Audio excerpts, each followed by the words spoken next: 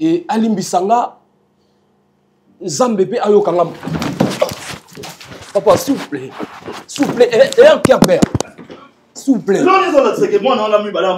Non. Papa Noël, s'il vous plaît. Soi-disant. La voix du peuple, oh, la voix du peuple, oh, si tu as bien, oh.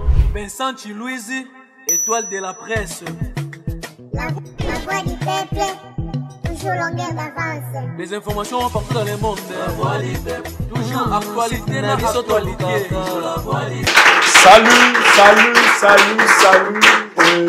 Merci na babone nyonso, bienvenue na émission na biso télé-réalité vérité en face na chaîne Abino La Voix du Peuple, émission oyo eyaka na masolo ya kitoko, émission da ofungola biso misu eza ko bakisa biso mayele, émission ezali ko bakisa biso connaissance puis ko comprendre ba réalité mususu ya vie peut-être tozali ko ignorer avant. Ce programme totalise 10 ans bientôt, dans le mois de septembre, depuis que la première vidéo en 2015, jour pour jour, nous totalisons 10 ans. C'est pourquoi nous continuons à lancer cet appel à la programme Oyo.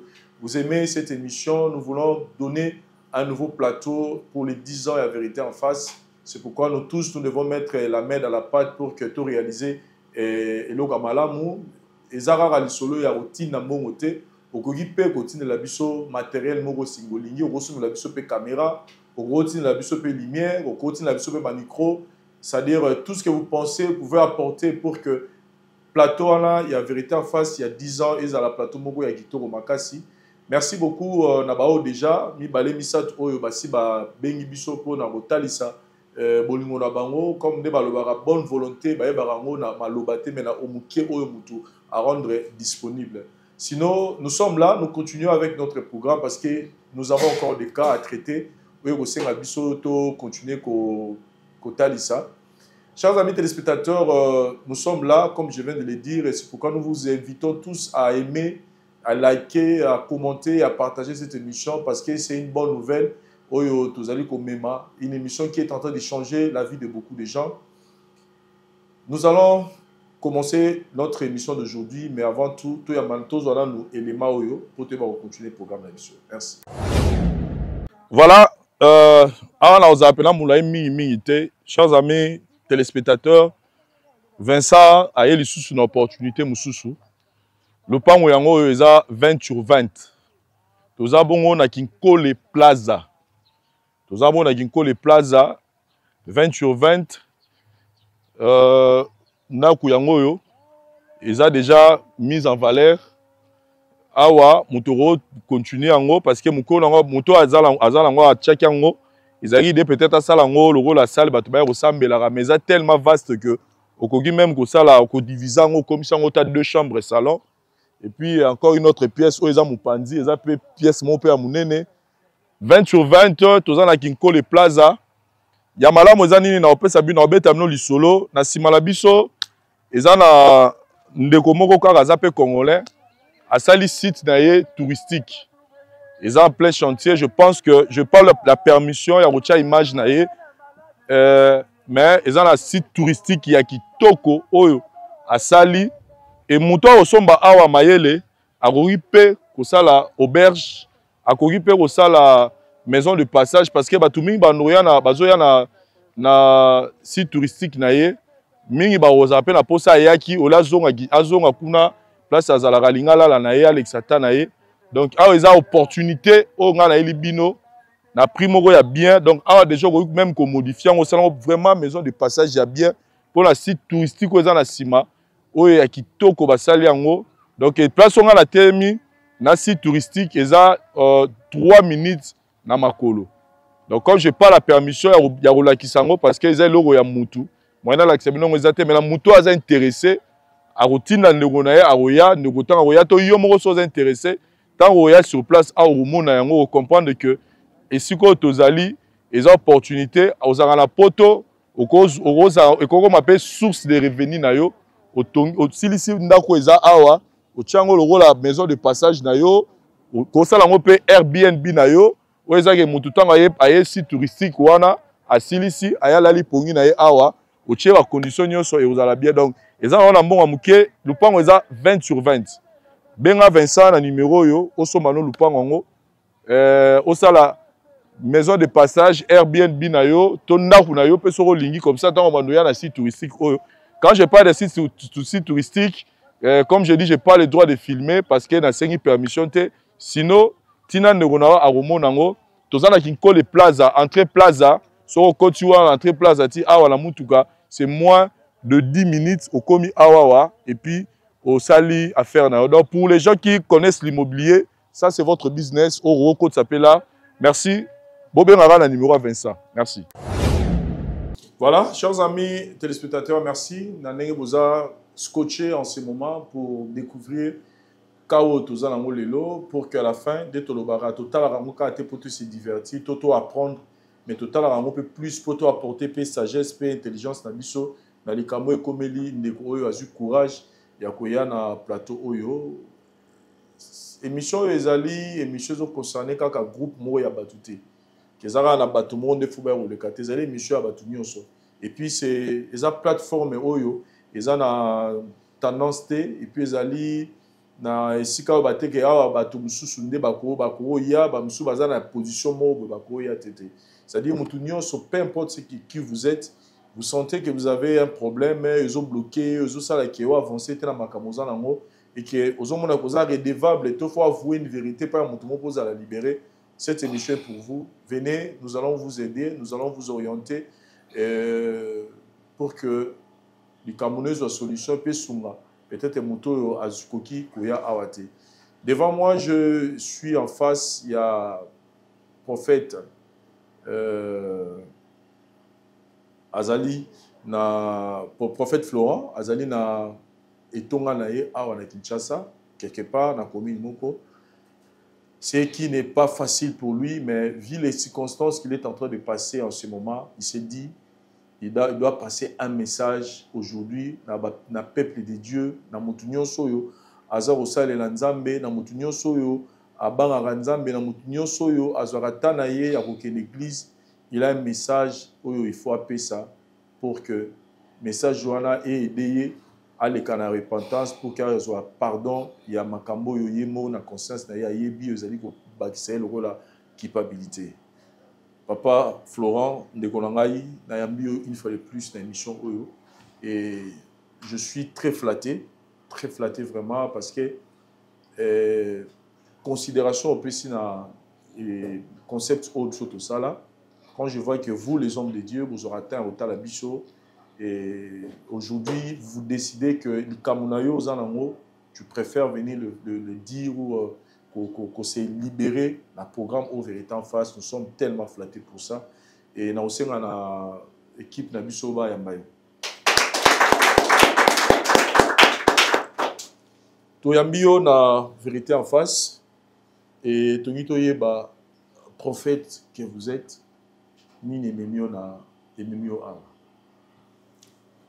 Merci Papa Vincent. On s'est présenté, le pôle au Messéno. C'est le prophète Florent de Jida. Et n'a pas mboli Nzambelelo à Salinga Grâce parce que problème oyo na mon thème et j'ai vraiment temps pour na bimisango et soit kinga vraiment temps. Et ma prière et je sais que ibota na Nzambe zota la biso. J'ai choisi votre émission pour Nalanda Kango Pemingi et vous jouez un rôle important. Il y a pour ça quand même biska problème mais qui n'a pas foyer pour ça quand même kimia et j'ai béni Dieu pour ça. Papa Vincent, je suis un prophète de l'Éternel. Na bandi ko servir Nzambe moi na muké. Dieu m'a appelé à bas âge déjà là-bas 8 ans. Et Nabanda qui déjà dans la intercession église pour prophétiser et Dieu m'utilisait beaucoup dans le miracle. Et kende le coup la diable a l'inaka vraiment mingi ascension ba dans embêté. Na qui connaître moi moment moko ya malam ou tout le bakake comme panzana qui partout. Vu ce que l'Éternel utilisait dans le ministère nanga. Mais après un moment papa, nous sommes basqués là. Et na soit qui tombe comme tout na. Qu'est-ce qui a causé le problème au ministère nanga? Na fandi, vous savez, tout ça batu. Tu peux faire une chose aujourd'hui, et le lendemain tu oublies. Na bosana ki mambo belé na tunizambe na bi seigneur. Na makamnyo so na kaba vi nange pa na yo. Mais lelo oyo où je vous parle maintenant là, papa ministère et koneta shit moko et tout a été bloqué. Je me suis décidé tombe le baté qu'appelle le pan église et pas parce que dans l'eau pour fouter là. Na soni wana na bité na kilukanzambe. Na kebonde na nzambe pour atali sangana nous le loko nini za la base. Bandimi bazaki belé du coup bakei ba partenaire bazali sous-souté na ke sambe là na koti retraite na badara na eu presque 3 mois mobimba ko sambe ah un jour l'Éternel me parlait otali sanga makambo et le cas na ministère nanga il y a de cela des années na zaka na église na ser moko to anda ko solane mingi. Et moi, nous avons la prière. Et un jour, au moment où je suis en église, je ça vraiment le ministère Makas. Et je me suis dit, oui, il faut travailler dans le Serwana, dans le département Belé. Et approcher Kanga. Et quand arrivé au moment où je suis marié. Vous êtes marié? Oui, je suis marié. Tant au bimina vous avez déjà marié. Là, j'avais déjà ma fiancée et tout ça qui n'a processus c'est un mariage. Un mariage. Déjà c'est ça qui m'a après d'autres. Et vous savez que pour l'église aux Ouabaïf nous on a m'a rebellé et c'est qui vraiment ko bala. Mais pendant qu'on a préparé les bala, côté le diable, je sais même pas ce qui est arrivé dans ma vie. Dis-toi que bimana la serre.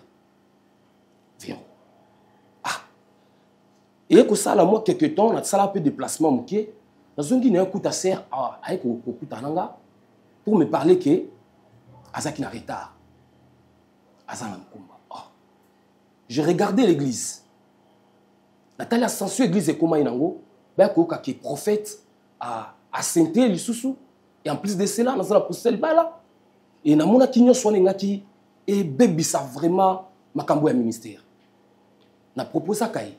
Est-ce que moi, ils étaient tout le ta mieux. Mais la sœur, elle s'est habitée. Il y a qu'on la zémité. À qu'on la zémité, dans le bota na bango, il y a toujours des problèmes avec la zémité. Et il y a qu'on a ça la montée. Mais à propos de ça, qu'il appelle solution. Abino, d'adi ce qui moi ça. Na vivra peine à un marié moko. Ok. Il y a un proposé là.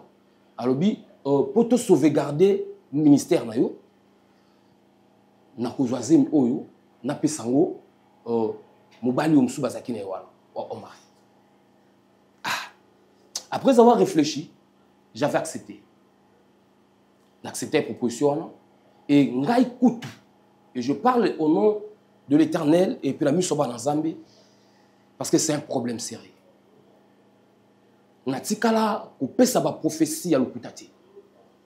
Dans ma vie, na tamboli vraiment dans Zambie na droiture. Mais c'était ma toute première fois. Neba ko sakola o ya lokuta na vie amutu. Na bengaka le frère bayaka na sœur. Tant voyez bango a comme que ça dans l'église nanga. L'église nanga ba yaka yepé na mwasi na ye na bana. Même kolongo na yaka ko benga ye. Bango mi balé ba na bureau. Tu comprends était placement au lobby a comment ko sambela. Na moment ni na comment ko sambela dans l'église nanga. C'était juste après. Après raconte toi na benga ça qui na sœur. Na ko sakola pour na ye. Na yebisi que Dieu m'a parlé, Dieu m'a dit que moi si ya vie na ye ils allaient qui la serre. Et na respect nyoswana, le frère avait accepté. Animi ko abandonner moi si on a bazaki na banate.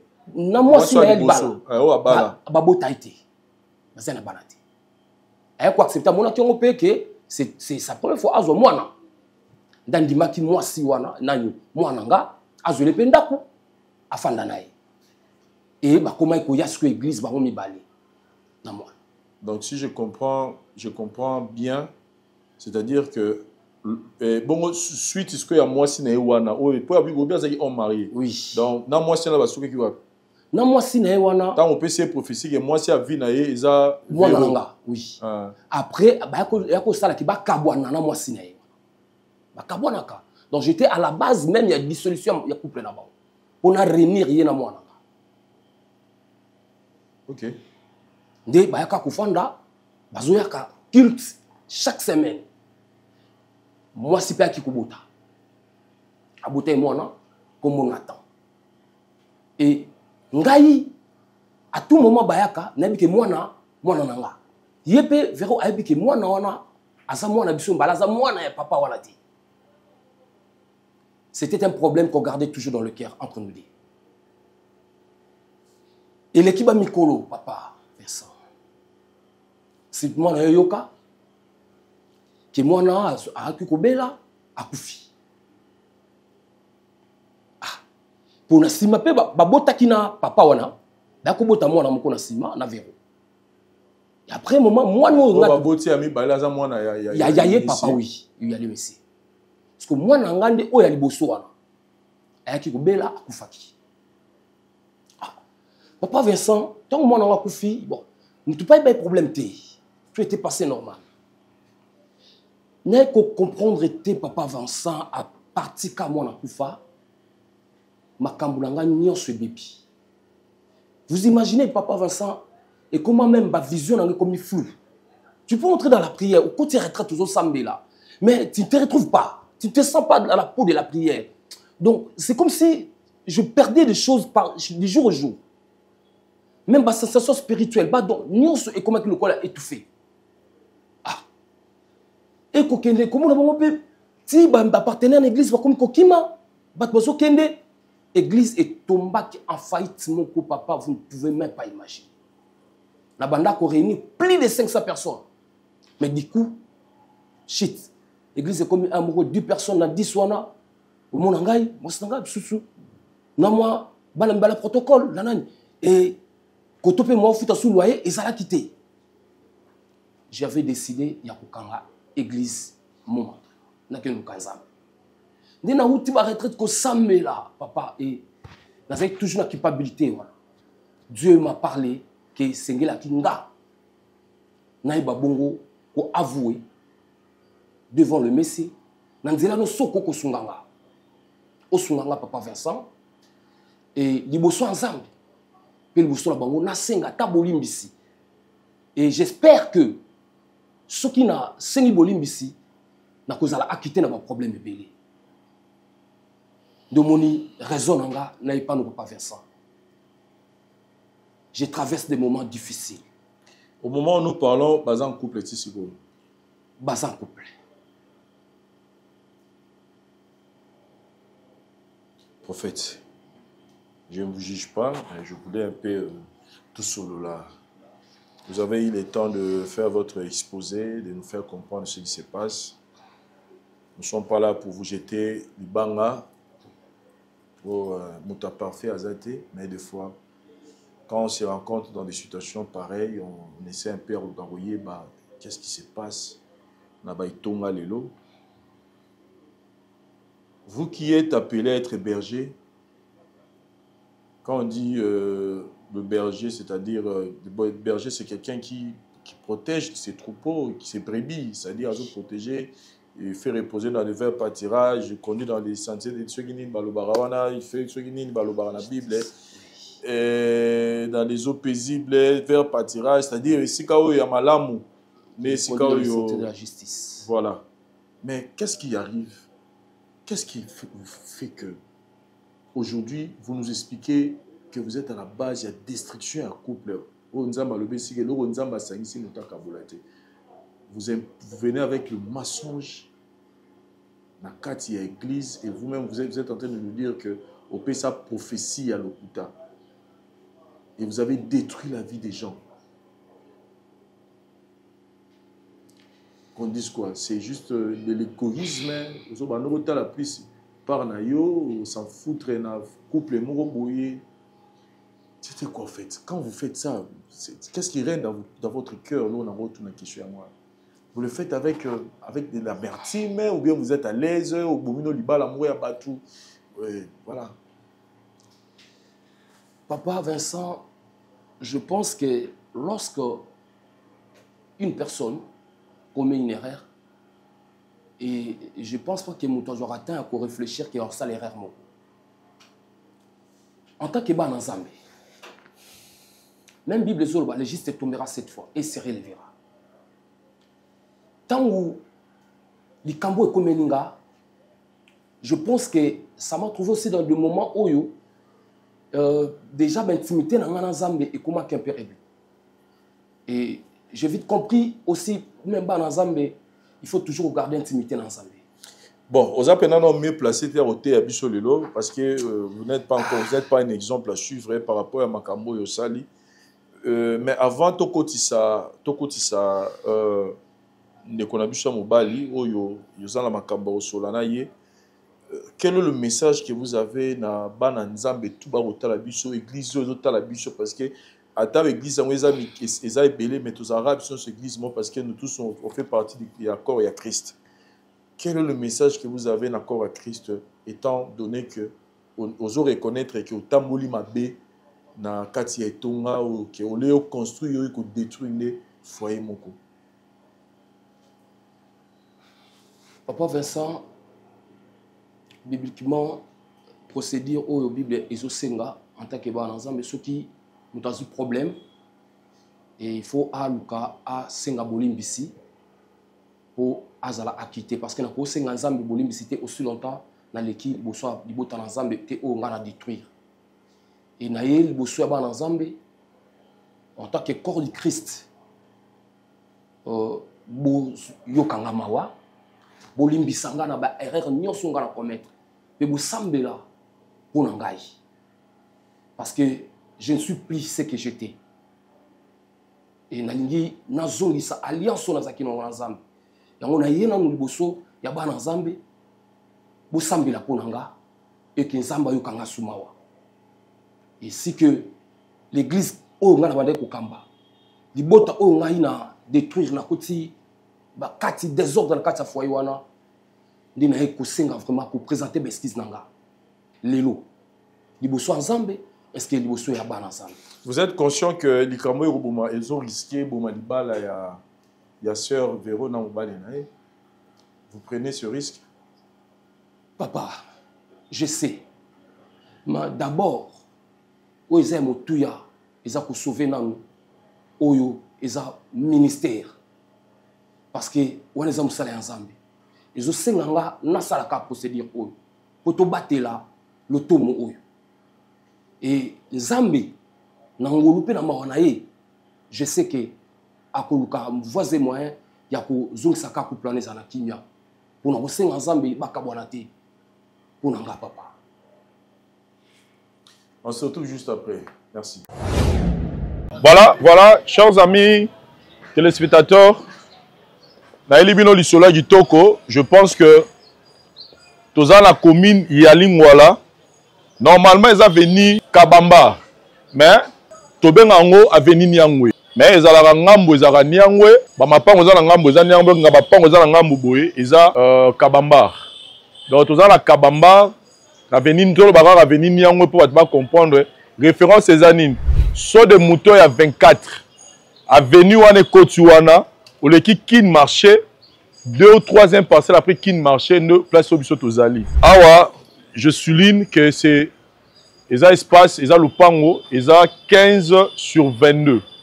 Déjà, Moutadaro, Moukolo Nango, abandonné déjà des travaux, tous les travaux, nous avons dit, mais arrêtez les travaux.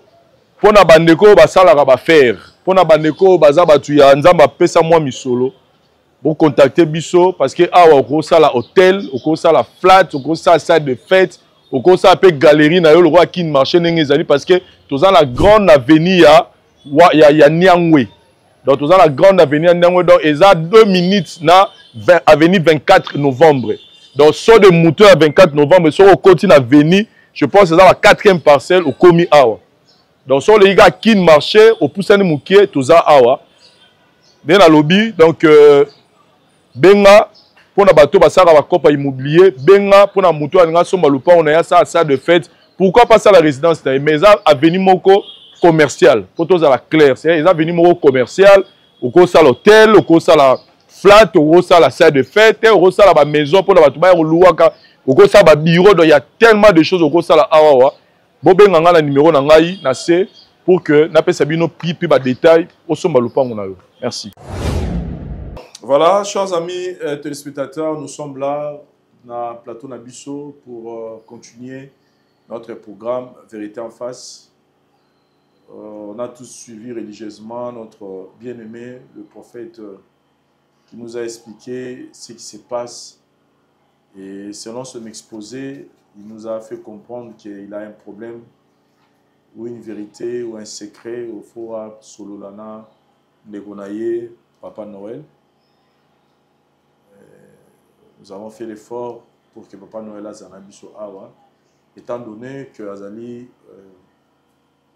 père spirituel naïe, qui Azali na lisola au solanaïe, il y a un moment où Esaïe biso moins facile.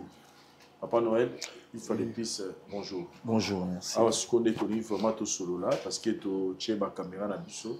Très bien. Na ningina tout na question liboso, ce que je prophète Florent Azali biso na biso. Oui, je le connais. C'est mon prophète. Ok. Direct. Bon, il y a nini.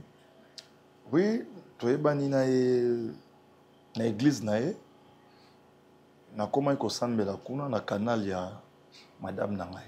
Canal Madame. De Madame Amemanga pas nae jusqu'aujourd'hui. Je prie chez lui là-bas. Ok. Et tout va bien. Oui. La famille, mère, Bana et moi, tout c'est ce qui est beau de perdre moi dans mon corps. Il y a Liboso, tu as perdu, tu as Bana Mibale. Mais tu as beau sur moi dans mon corps. C'est quoi pour le moment, vous avez Bana combien? Pour l'instant, tu as dans mon corps, il y a Liboso à Koufi. Donc, Bobo Bana Mibale, il y a Liboso à Koufi, Botika na mon corps. Bon, nous avons Mourayebi, pourquoi la circonstance est à Kabongo. Bon, na olinga penza ko kota na vie privée na yote. OK. Mais prophète a eko tala ko biso pour na zaki na lisolo mo alinga sola na yo. Mais vie Cameroun ngeza normalement fala bengiso na église. Na tala ki Cameroun ngeza la lobité aya awa parce que yazana makambo fa lo bazo senga za la public. OK. Mais c'est quoi na ngana tout na moi tout na mukie na avant au Koutanana, Maman Véro, Zagi déjà na au bala déjà avant tout Maman Véro Zagi moi c'est le so yobani malano. Non, Nazala qui marié, mais moi surtout Zagi nae avant de recevoir ti. Ah mais du coup, il y a aussi là que tu es au Kabwana na moi surtout Zagi nae na côté Maman Véro na officiellement. Mais au côté maman bimisi moi sur là après koyoka que Maman Véro za na zimi na c'est ça. Très bien. Conviction na obimisa Maman Véro yo teki wa. Conception obimisa Maman Véro et puis toi ya obimisa moi si na yo ndako. Pocha Maman Véro na ndako nani ya motiva ki yo likanisi ya bon. Ouais, ce na bimisa moi si na ndako. Et ça parce que pour un prophète ça ingai que moi ça vit na eux ça Véro parce que Véro comment il est na zemi na ngai. C'est ça. OK. Et si kawo moi si wana kenda ozana nouvelle na ye ya bali ya boti to ozana nouvelle na ye. Ozana nouvelle na ye. Tout le monde en a répété. To kabwana pen officiellement. A luka pété ko bondela peut-être que malgré pesi mukumba bo continuer. Même pas. Vous avez combien de temps dans mon son vous avez botaté?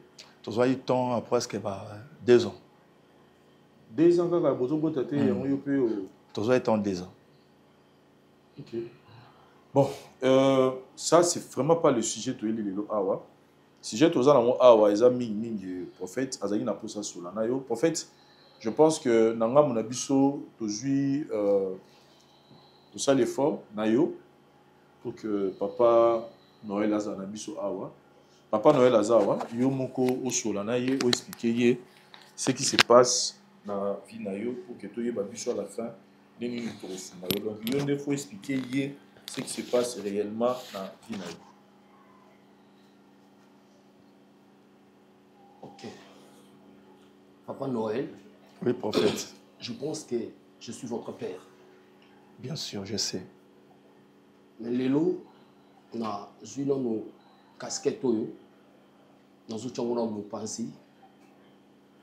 Parce que j'ai quelque chose est troublé vraiment ministère nanga mingi et zo senga na bimisango do mona senga ki papa Vincent nzela akutanisa ngana yo pe na liboso ya bana Nzambe na exprimer eloko nini ezoko se passer na vie nanga réellement.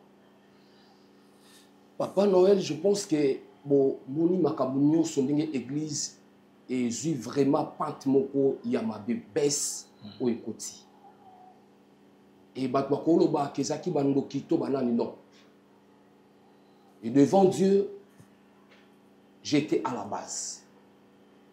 Comment? Papa Noël, maman Véro Zanaye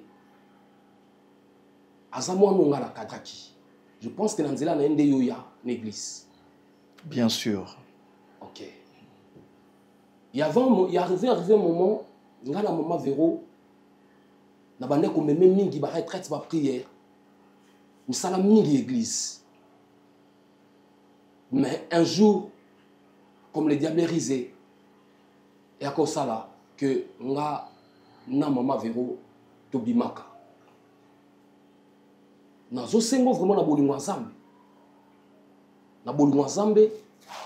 Et Nzambe asunga vraiment que olimbisanga lelo na makambo na zoloba. Tobimaka na Véro. Et prévenez, même moi non attend o tay kokufa. Aza mwana oyo tobotaki na maman Véro. Et tant Nathan Koufi, à partir de là, tout a basculé dans le ministère. Donc, mon raison pour laquelle la Kota qui retraite, on a kangaki dans l'église. La Kota qui est Nzambe, ko senga Nzambe pour Nzambe a restauré quand même le ministère. Et Nzambe a exigé nga na ya ko senga bolimbisi. Pe na senga église bolimbisi na atonga na kometaka. Et encore, qui est sous ya mabe koleka. Na sakola lokuta. Que Véro, Nzamba ebisinga azamwa sa vie na. C'était pas Dieu qui m'avait parlé de ça. Juste c'était un moyen oyo na bandeka ko yuka. Ndenge ni tokoko batela église que sango na ezemi e panzanate. Et na yebi koza mobali. Ngape na kolinga te eloko bongo komelanga. Mais na yel boso na yo. Si tu peux au moins me pardonner. Olimbisanga. Penasenga église mobimba. Corps du Christ mobimba olimbisi. En fait que Nzambe aïba bongo ko kangape mawa. Moni na senga ki na papa Vincent abenga yo. Soki okoki ko zwa taton et si ka mukena mutema no kolimbisanga. Devant le peuple de Dieu, devant Dieu, na ko sengo vraiment bolimbisi. Na désordre nyonso na kotaki na foyer na yo. Na ndenge ngande na salaki obenga na mwasi na yo na katanda. Ezangane na laki à la base ya makambo nyonso. Mais lelo na ko réparer nanu na yo. Soko ko kikolimbisanga.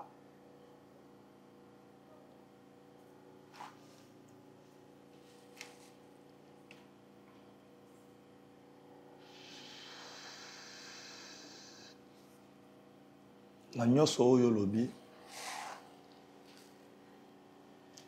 sûr et certain faut Véro azala.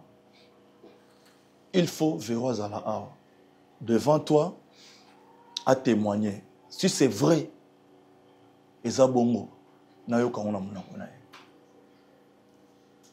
Ça tombera aussi bien parce que dans un aposa na ça quitter na problème.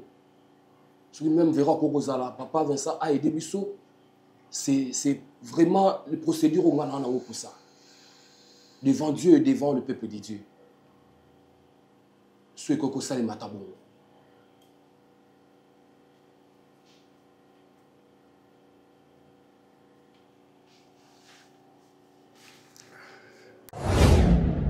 Voilà, maman, donc, ceux qui ont raison, tu bengilo penza, voilà, parce que papa lobby, azagi na makambo n'ingara solana yo, mais vu gravité nango, nda préféré qui n'inga tala rabi, des fois botala rapé, des fois émission yo na inandaku, au monde a rané makambo et les karami awa, nda bien azagi na lisola n'ingara solana yo. Les raisons penza biso to bengiselo awa. Ok, ma papa, merci pour la parole. Mais chérie, ma grande surprise n'a aucun mois. Si n'a commis awa, non, comprendre même pas. Tous aura souvent sous un problème, tout range en nandaku, mais n'a aucun mois, et comme pas nos versants, ils ont les kelanga. Problème en on a yébi en côté, bah moko à s'adresser pas na yo. Problème on a yéba te, n'a yéba problème en gozani, eux c'est passé na yé. Pour na yébi le comme côté, tu as un problème gamba na, tout ça bien, bien vraiment. Non, comprendre de l'autre côté. Papa Noël, je préfère que Yomoro Sololana, Madame Nayo, expliquer ce qui se passe. Nous, on est nos Bengseli Awa, et vous allez mieux conversation avec les grands entre les deux. Naza mingi olobano te ozana ba secret moko caché oyo bombelanga.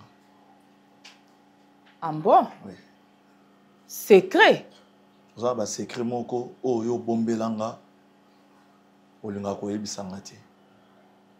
Il a des secrets sérieux oyo bomba. Papa, oza sûr? Na ozo lobalanga? Je ne suis pas fou. Ah très bon? sérieux. Mon bel nanga, premièrement, na tikala ko maki o respecter. Nde na fanda na ba tanyo so na se passer na yo. Na tika ko maki o te, na tika ko tromper o te, na tikala ko kosa yo ata moko moko te.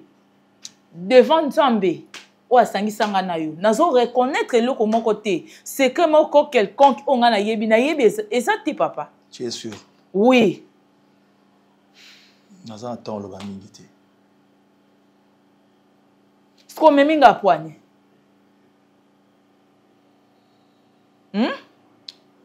Naza attend le bamingi te. Papa, comment yo o meminga awa? Et kelanga no tina komi a. Papa fait ça. Et comme ko pesanga kanda parce que comme ko emilie nga mwasi na yo, mwasi no nda ko mo emilie nga, o komo memanga tina télévision batalanga. Par rapport makamanga ko tu nazo comprendre même pas. Papa fait ça. Donc, excusez-moi, na comme monter parce que loko na yebité. Na comme na kanda moko. Na za ba réserve parce que ça mobile nanga. OK. Ozo milenga na balabala. Soza mu ninga na mwasi. Na yebité. Na yebité na pala la kisa onga na yekola. Ozandoki. Na ndoki? Si. Oui. Nga na sandoki. Ozandoki. Lelo na komi ndo na batanya songa na fa na zala ndoki te lelo komo benga ndoki. Ozandoki. Na balabala. Ozandoki. Ambo. Ozandoki. En tout cas. Ozandoki. Nandimi yo oza vraiment mobile mabe. Merci beaucoup. Merci. J'accepte. Mais oza mutu mabe, oza mutema mabe. Yo nde motema kwa zabulu. OK? Yo nde motema kwa zabulu. Comment ko exposer na miso abatu na balabala? Moi si na oya ndaku. O déposer ko na ko million na miso abatu. Nde na zabulu. Na sina kufi na ngai. Ambo, okufi te? Okufa na problème ni. Okufa na problème ni. Ngana bomi yo to kufa na problème ni. Na sa posa na yo? Non, ça pour ça là, pour ça perdre, au coup un problème ni. Oh, le va bien, t'es on le va mabé. De toute façon, je suis un peu déjà émotionné. Papa Vincent. Côté la maille.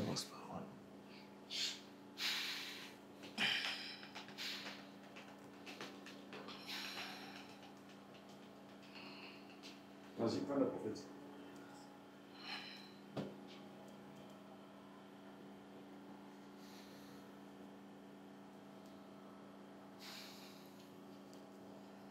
En fait, nalingo bandela makambo nyonso oyo lobai na ngai. Soi-disant, le prophète. Bandela nyonso oyo lobai na ngai. Avec preuve tangible, parce que je fais ça pour na sala yango suite et fin. Prophète. Nango orienté nga nyonso oyo lobaki. Absence à madame. Maman Véro, Je pense que le lot, pour notre option, il y a Papa Vincent, c'est parce que le ministère n'a connaître faillite moko, ngana yo ndetoza à la base nango. Pour le ministère nanga, le secret, il y a shit. Et ça, makambo ngana yo, to sala, peto e bien malam. Et kanginga makasi, na comme na culpabilité.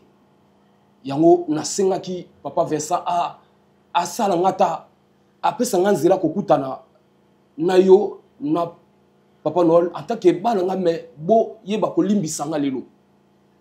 Et na nyonso nga na to sala domoni na koki jamais ko vivre makambo ezo ko leka na ministère na nga ka boy. Na solo la ki nyonso na Papa Noël concernant oye. Et c'est pas ça entre nga na yo. Failli tu es dans le ministère nanga et biso mbali toza à la base. Et en plus de cela, des autres nga na kota ki na foyer à Papa Noël pour abenga na mwasi na ye. Pour azoyo abalo ko tsonanda. Et devant Dieu, devant tout le monde, ne na ki ko présenter ba esquisse d'angé pas Papa Noël. Na nyonso yo na kota ki lokola trouble na foyer na ye, pe na vie na ye. Et alimbisanga Zambébé ayokanga. Papa, s'il vous plaît, et un cœur père, s'il vous plaît. Non. Papa Noël, s'il vous plaît. Soi-disant, Papa Noël, s'il vous plaît. S'il vous plaît.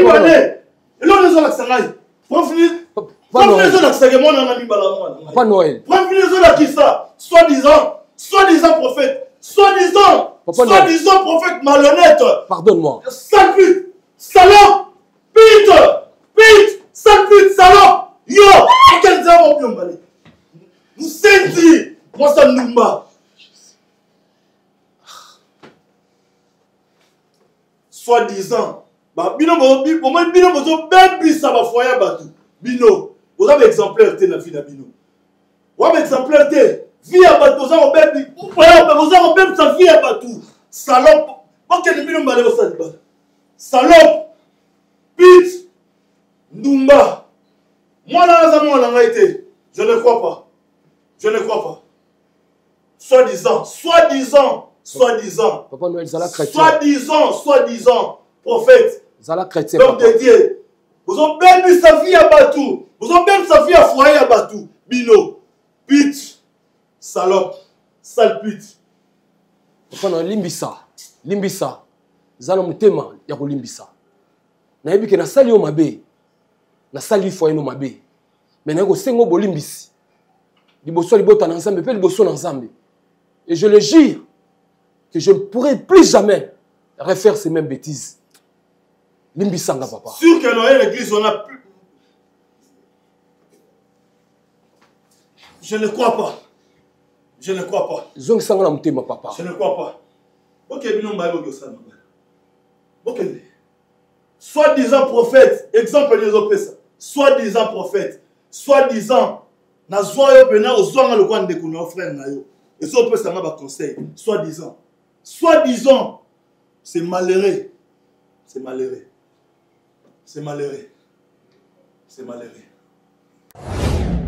Merci Cordon pour la parole accordée. Bonjour à tous les téléspectateurs qui nous suivent dans notre émission d'évangélisation. Nous avons un problème qui peut troubler le monde entier. Parce que là, nous sommes dans les domaines de l'Église. Mais avant d'arriver à parler de l'homme de Dieu, soi-disant, comme l'a dit M. Noël, qui est victime dans cette affaire, nous allons voir le cas de la femme. Le corps de la femme appartient à l'homme et le corps de l'homme appartient à la femme. Et lorsque vous êtes unis dans un lieu, dans un lien de mariage, la première des choses ou le premier devoir, c'est la fidélité et le respect de l'engagement que vous avez pris devant Dieu et devant les hommes. Ce n'est pas comme un jeu, le roi Lioto ou bien le roi Batubazo Meka. Ils ont soupouté pour Meka ceux qui m'ont kangi. Le problème de mariage est un problème très sérieux. C'est un problème qui mène à la vie ou à la mort. Le respect de l'engagement, surtout ceux qui scellent. Mungwawana c'est ezali alliance. Mungwawana batubalia kana libala. Et ceux qui ont lié scellent selon les dispositions où ça veut dire que yona mutuana bozana alliance inviolable. C'est l'alliance inviolable. Donc personne ne peut trahir dans ces liens-là. Même quand vous allez dans les domaines des affaires et que vous liez mungwa et l'ingolo bake nakoki ko trahir te mutuo yongana yeto lié sani mungwa. Mais qu'est-ce qui s'est passé? Et à la base, c'est l'homme de Dieu qui entraîne la femme mariée, d'abord na kindumba, deux, na mensonge, et puis troisième, et là on est dans le domaine politique, hein, où on trouve la stéganographie, où Batu Bazaliko maquiller le mal par un bien Yalukuta, un bien où ils ont entraîné Batu, na Pongi, na Nani. Ça se fait très souvent, mais quand ça commence à pénétrer dans le lieu saint, ou le lieu très saint, l'église, ou les prophètes, au lieu de dire ce que Dieu vous a dit, rien que pour tirer un gain, le gain que la Bible appelle un gain sordide. Non, c'est pas sérieux. Alors, à tous ceux qui font ce jeu-là, sachez que Dieu frappera très fort. Parce que c'est lui qui devait être maître et entraîner les gens à la vie normale. C'est celui qui entraîne les gens à la perdition. C'est pas correct. Combien de femmes existent-ils dans le monde qui ont un besoin d'hommes? Combien qui sont libres et qui peuvent être dans un engagement si vous avez voulu une femme? Belé. Comment vous allez prendre quelqu'un qui vient dans ma colonayo comme brebis, avec un encadrement, yo okene na musudi, alors qu'il y a pour des problèmes qui sont spirituels? Arrêtez de faire ces choses. Arrêtez. Arrêtez. To comme mon abatu, makamban yankolo et comme lokola ligablo, ba comme ko luka mbongo na sima ya kobo ya nzambe. Izalagati, ça n'existe pas. Arrêtons un peu ces choses et mettons du sérieux dans le lieu très saint, dans les lieux de l'église. Arrêtons de faire ces choses. Et puis nous demandons à tous ceux qui sont unis dans les liens du mariage, Boyebake, ezali engagement sacré.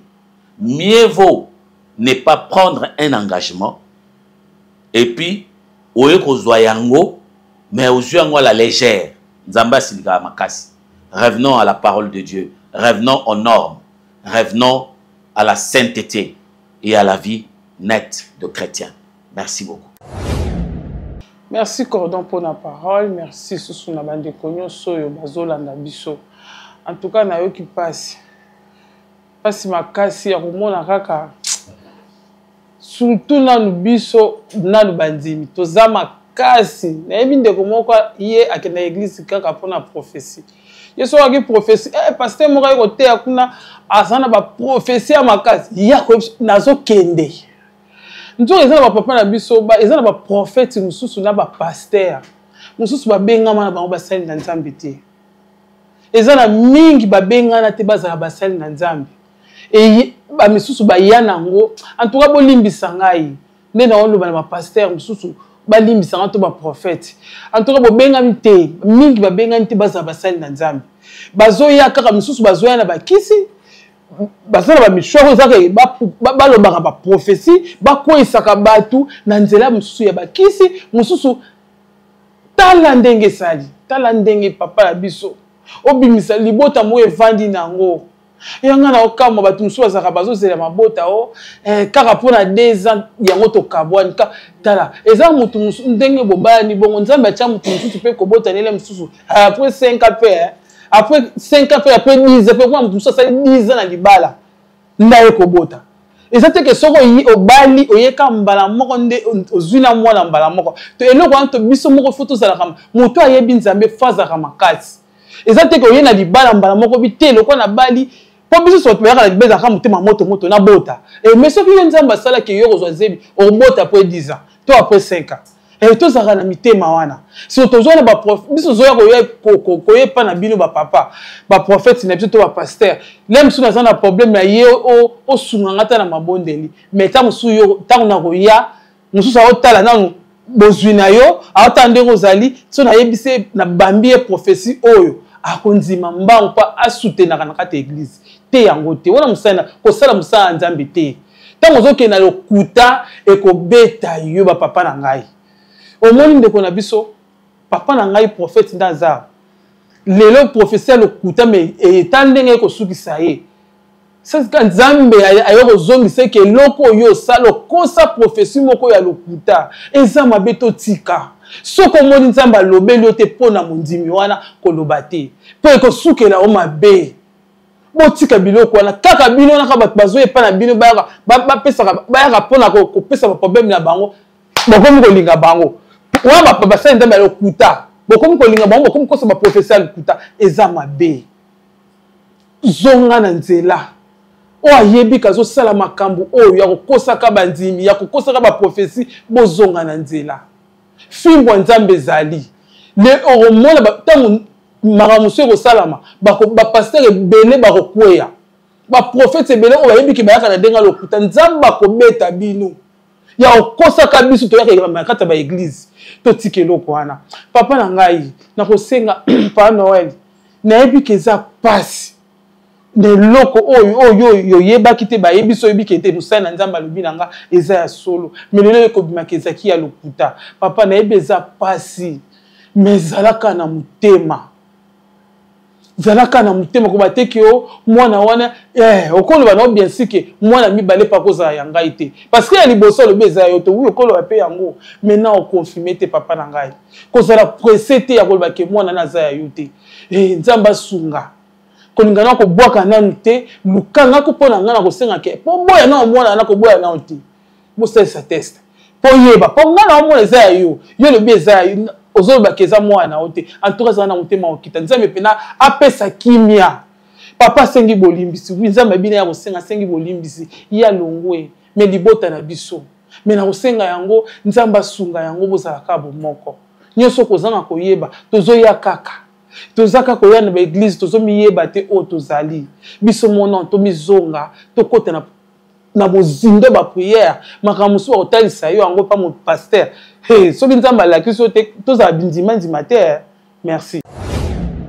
Merci Cordon pour la parole. Merci na bino nyonso oyo bosabona na chaîne na biso bolandaka biso à chaque fois nzambe apambola bino yanga na olobaka mingi na Papa Noël. Papa Noël lelo nakoki oyebisa yo nazo comprendre réaction na yo.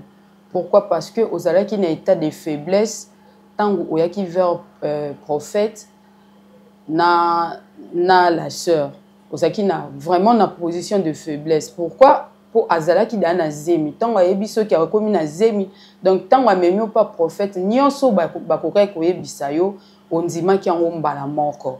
Or, ce que vous allez quitter mutu mususu zonga ki na kati na yo parce que ye azalaki mwasi moko oyo aye peut-être on attend mingi te. Je ne crois pas que bohumela ki mwa mingi na ye pona area okoma na zemi na yo. Mais le kola yo monaki ki akomi mbamo na zemi na yo donc on se sentait ki komi heureux parce que bandai ko lukande mwana. Or, il fallait mizonga na kati na yo pe otala mwasi o bovandi ne temps mulai okokai ka ko boye mbala moko bongo te. Mais déjà oboya ki e eloko na koki ko yebisa yo papa na ngai zala makasi. Zala vraiment makasi. Likambo omoni lelo ekomi boye nzambe nde asepeli oyeba yango. Okokaki pe koyeba yango te mais nzambe oyo alingi yo asepeli lelo oyeba vérité oyo. loko yebi vérité oyo yebi sanzambe wana merci parce que alingaka yo prophète yo zalaki wana ozaki papa na kati ya batumi balé lokola oyebaki que ozalaki déjà na problème moko boyo bandaki ko se passer yo na sœur yango ndo ozwi tango moni mutu aye na état de faiblesse na ye aye vers yo olo oteya ye oloba na ye vérité yo ozwi sikoyo vérité oyo ozalaki kati na bino mibale obombi yango ozwi opesi ye mwasi oyo azalaki cadeau déjà empoisonné parce que yo obandaki kobima na ye déjà tant mutu aye vers yo fallait oboya kotika ete mais ok voir même ko bebisa libala na ye obomi libala na ye pourquoi pour na ba intérêt na yo mais Dieu est bon atikaka eloko moko te na si amoyo ezala caché nyonso biso to sala ka to kanisaka te e ozalaka ya kobomba na vérité ebimate nzamba saraka asuka nango abimisa vérité nzambe wana lelo a frappé prophète oyo koyebisa oyo koloba vérité pona nga na koloba na papa Noël limbisa na prophète okozala na lisu na yete mendenga lobi vérité limbisa ye pona nga pona mwasi oyo zana ye nga vraiment na ko conseiller que il faut éviter yepe okabwana na ona ye soki mwasi no liboso azali zonga na se ya makolo na ye lelela ye a olimbisa yo merci merci Cordon pour la parole en tout cas c'est grave bis pasteur prophète apôtre bango bakanisaka nde toyaka vers bango bamona ondire nzambe ayokaka bango or nzambe pa ayokaka biso bandimi na église toyaka poto koma peut-être babilanga na bino te toyaka vers bino parce que batie bino en tant que leader na église à travers yo peut-être ko guider nga sala boye na couple na nga sala boye na foyer na nga toyaka po bebisila biso mabala te toyaka te po boya ko détruire ba mabala na biso. Comment ça fait-il prophète yo muta ye vers yo comme koloba prophétie ou esengélité prophétie ya lokuta car autant intérêt privé ya yo moko c'est pas normal et ça normal te yo apôtre nga na bito ko ta retraite nzambe tali sanga bo et puis biso bandimi mutu to pesa ba makasi wana toza à chaque fois surtout basi mingi to que l'église mingi bolandela église mingi ya ba prophétie au moins tala ba sœur rebelle son prophétie zakate oyate ba sœur oyate biso nyonso tout aux ensemble to linka to kende pasteur a téléminé na chef prière esili ngasi na mona sœur pasteur prière esili sœur aye nga télémarie sœur ayaba pasteur nzamba lobini ponanga non c'est pas possible nzamba lobini pona yo est-ce que yo mo roko ta prière 3 jours te oza concentré pe oza ta prière roko ta prière 3 jours 4 jours te nzamba loba pona yo il faut que aloba pas pasteur yango biso to pesa ba mitu makasi ton na ye pasteur prophète nzamba lobini ponanga prophète nzamba loba elote atali aspect physique nanga akosa po luka bibisa mo buke na yewada ma sœur nzamba lobi bo eza lokuta biso to tika ko entêter bango to tika ba fidèle l'église ya ko entêter prophète pasteur alobi ni la salibo to niko keleka ba église ba prophétie yango yo ba bombe pa Noël libala na ye et puis pasteur prophète a eu audace ya okele ko loba ke libala wana eza ya yezaki ya yote libala oyo nde eza ya yo prophète vous me ma bebo ko même ça couple la boé tout se paye ici bas yango au fouti yango des années au fouti yango nyonso par terre auto sama a e futa maka awa to sala malamu ba pasteur bozo biso ba ndimba esclave te bozo biso ba biloko te na opeso mwana nga zo mwana nanga banda ko landela e okomise mwasi na yo on me mwana na ba mangengege po ndo bima na mwana c'est pas gentil to tikeloko wana si ata papa Noël si c'était mon frère na olingate libalo ezongana nga mama Clémence na olingate pas Noël c'est pas la fin du monde zo chemin na omsusu luka mwasi na yo merci. Chers amis téléspectateurs, la situation a pris notre allure pendant que tous allez tourner en haut. Même conseil au Bolandi et Pessami après qu'il y a une situation qui vient de se passer. Si je vous épargne dans les détails belés, nous sommes d'abord obligés d'arrêter cette émission par là, par rapport à la situation où nous allons auto-régler. Et puis je pense vous donner une suite à l'émission Royale à Nicolas Simon. Merci. Gloire soit rendue à l'Éternel, notre Dieu, que le bon Dieu vous bénisse, vous protège. Partout où vous nous suivez, 2025 sacerdoce Rataraté, c'est l'année de gloire, c'est l'année de restauration, c'est l'année des récoltes, c'est l'année de changement, c'est l'année des exploits. Moi, je crois au nom de Jésus. Dieu nous a promis le lait et le miel. Cette année 2025, nous allons vivre cela au nom de Jésus-Christ de Nazareth.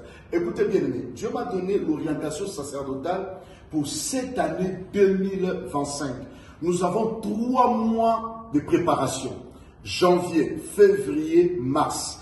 3 mois pour la prière, torrent de Kérit. Profitez pendant ces 3 premiers mois, premier trimestre. Nous allons prier ensemble. Envoie tes sujets de prière. Partout où vous nous suivez, envoie juste ton sujet. Dis l'homme de Dieu, 2025 c'est mon année. Je suis stérile, j'ai des problèmes de papier, j'ai des problèmes de santé. Rien ne marche dans ma vie. Tous les années étaient toujours pareilles. Mais 2025, je vais expérimenter ton Dieu. Expérimente mon Dieu pour cette année. N'hésitez pas d'envoyer ton sujet de prière. Voilà mon numéro. 0033 7 66 27 40 02. Tu envoies ton sujet de prière. Nous allons implorer la grâce du Seigneur ensemble. Dieu nous a fait grâce de créer des équipes de prière et c'est là où nous sommes en train de prier. Tu envoies ton sujet, envoie ton numéro et nous allons commencer à prier chaque jour, implorer la grâce du Seigneur. Tu témoigneras cette année 2025. C'est l'année de ton témoignage. C'est ton année de témoignage. Tu seras parmi les gens qui vont témoigner. Que la grâce et la paix du Seigneur vous soient multipliées. N'hésitez pas d'appeler maintenant. Je crois à ces dieux-là. Je répète, je crois à ces dieux-là, les dieux des miracles. Si ton Dieu-là est mort, essaye mon Dieu. Sacerdoce et Rataraté, ça ne va pas rater cette année 2025. Essaye mon Dieu. Que mon Dieu vous bénisse. Merci. La voix du peuple, oh, la voix du peuple, oh, c'est bien, oh. Vincent Chilouizi, étoile de la presse. La voix du peuple, toujours longueur d'avance. Les informations partout dans le monde. La voix du peuple, toujours actualité, la voix du peuple.